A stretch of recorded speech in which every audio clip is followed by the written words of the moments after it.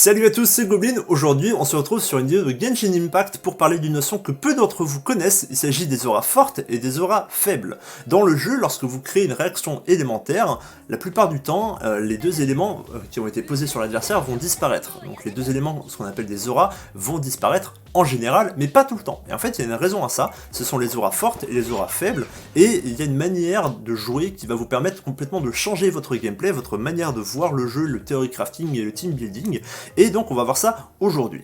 Donc qu'est-ce qu'une aura? Une aura, c'est lorsque vous appliquez un élément sur un adversaire, il va avoir une aura pyro, électro, glace, comme vous voulez, bref, dans l'idée, il va appliquer un élément sur l'adversaire, on appelle ça une aura. La durée de l'aura va déterminer si c'est une aura faible ou une aura forte. Une aura faible, elle dure environ entre 7 et 9 secondes, et une aura forte, elle dure environ 12 secondes, voire plus pour certains gros sorts.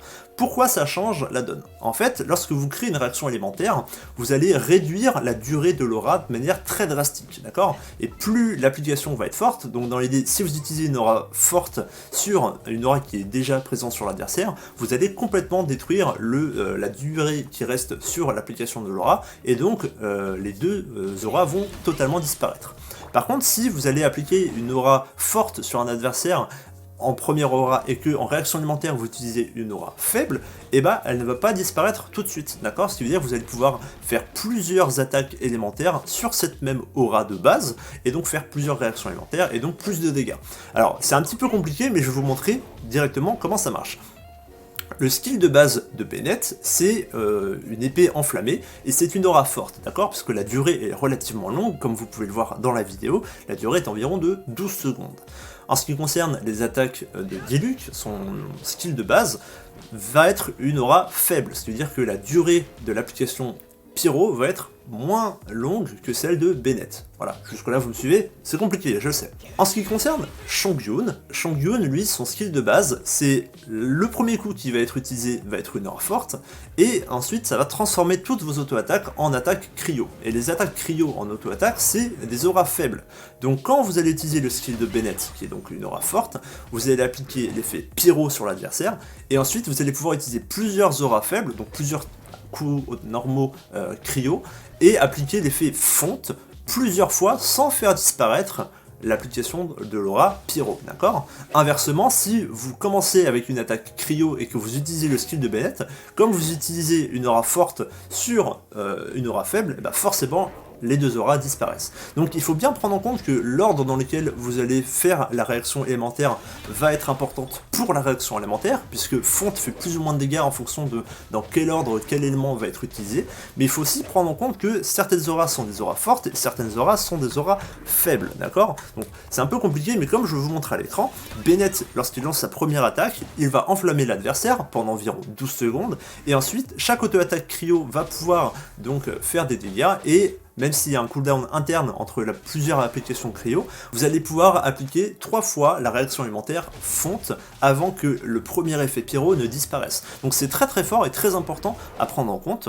Pour entrer un tout petit peu plus dans les détails, lorsque vous faites une réaction élémentaire, vous allez réduire le temps que l'aura va rester sur l'adversaire. Si l'aura que vous aviez déjà posée était une aura faible, peu importe la réaction élémentaire, que vous utilisiez une aura forte ou une aura faible, la réaction va enlever les deux auras en même temps. Si vous aviez posé une aura forte, par contre, utiliser une aura faible, comme on a pu le voir, va enlever un temps de durée de l'aura forte sur le personnage, mais ne va pas supprimer l'aura. Par contre, si vous faites une aura forte sur une aura forte, et bah également ça va supprimer l'aura. Donc faites vraiment bien attention à ça lorsque vous faites une composition d'équipe et l'ordre dans lequel vous allez utiliser vos sorts. On va regarder un tableau ensemble. Ce tableau il est important, c'est pas moi qui l'ai fait, hein, c'est des gens du Discord de Ketching qui l'ont fait, donc je le récupère et c'est absolument pas moi qui ai trouvé ça, hein, c'est de là que je l'ai tiré.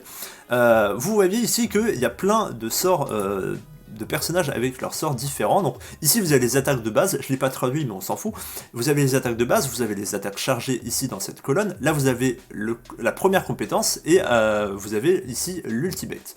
Alors comme je vous l'ai dit, les attaques, hop, je vais vous descendre un petit peu ça pour que vous voyez ça mieux, comme ça vous voyez bien.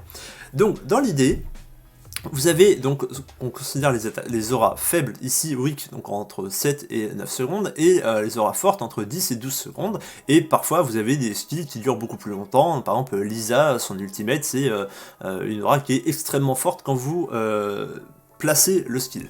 Donc voilà, vous avez certains sorts qui sont très très longs en termes d'application élémentaire, et d'autres qui sont en général soit faibles, soit fortes. Comme je vous l'ai dit, vous avez le sort de Chongyun, vous voyez ici, le skill de base, quand vous appliquez l'élément, c'est une aura forte. Par contre, les attaques de base, c'est aura faible, donc entre 7 et 9 secondes, d'accord? Donc dans l'idée, ça termine 9 secondes après. Donc si vous appliquez le skill de Bennett, qui est ici, de base, qui est donc une aura forte, on l'a déjà dit, 12 secondes, et qu'ensuite vous faites des attaques de base, vous n'allez pas casser l'aura forte, vous allez pouvoir en utiliser plusieurs, jusqu'à 3, en tout cas c'est ce que j'ai réussi à faire en jouant Bennett.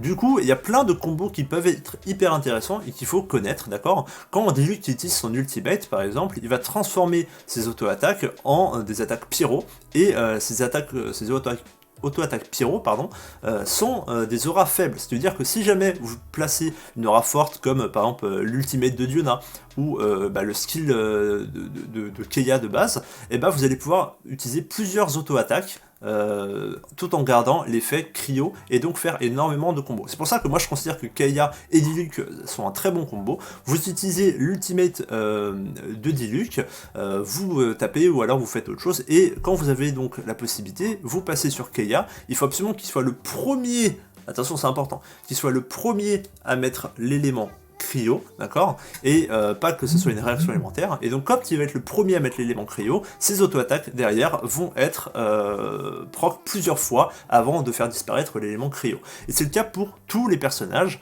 et il faut donc bien prendre ça en compte quand vous allez jouer vos personnages. Alors, vous allez me dire, est-ce que c'est réellement important? Et en fait, ça change complètement tout, parce que sur le papier, vous allez dire, personnage cryo plus personnage pyro, ça va ensemble. Mais pas forcément, parce que si vous faites disparaître ces éléments-là, vous perdez un potentiel énorme. Et on l'a vu avec Chongyun, pouvoir faire 3 réactions élémentaires avec une seule application, c'est extrêmement fort et extrêmement rentable. Hein. Je fais 3 fois fonte.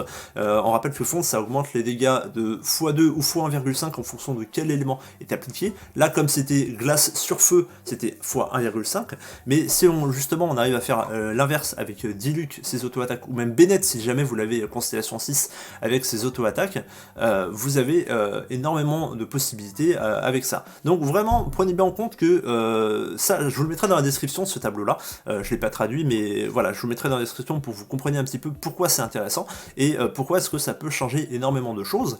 Ça change également la manière dont vous allez pouvoir construire votre team, avec un Razor par exemple, puisque vous allez créer une supraconduction, oui c'est super, mais le but c'est de pouvoir justement faire de l'électrocution avec un peu plus longtemps, si jamais vous jouez avec un personnage haut, donc plus longtemps l'aura haut va rester sur place, plus vous allez pouvoir appliquer l'effet foudre, l'effet foudre, l'effet foudre avant que l'aura haut ne disparaisse. D'accord, c'est pareil avec Keqing, où il faut faire attention à ça. Bref, vous avez plein de personnages avec des combos différents qui sont à prendre en compte. Le plus important, en tout cas celui que j'ai le plus testé, moi c'est Chongyun justement avec Bennett, puisque c'est 2 personnages que j'aime bien jouer, et donc le combo est hyper intéressant, il faut vraiment savoir comment ça fonctionne. Voilà, c'est tout pour cette vidéo, j'espère que c'était pas trop compliqué, c'est un petit peu difficile à expliquer parce que c'est un concept, des notions et c'est des maths, et j'aime pas trop parler de maths sur ma chaîne, mais voilà, c'était important pour moi de vous en parler en vidéo, parce que c'est une notion qui n'est pas du tout expliquée et qui est très peu exploitée en jeu, et pourtant qui est extrêmement importante. Comme d'habitude, n'hésitez pas à vous abonner, je sais qu'il y a beaucoup de monde qui regarde mes vidéos et qui ne sont pas abonnés à ma chaîne. On se retrouve très bientôt dans une prochaine vidéo avec la dernière partie de l'event et bientôt la 1.2. Salut tout le monde, ciao!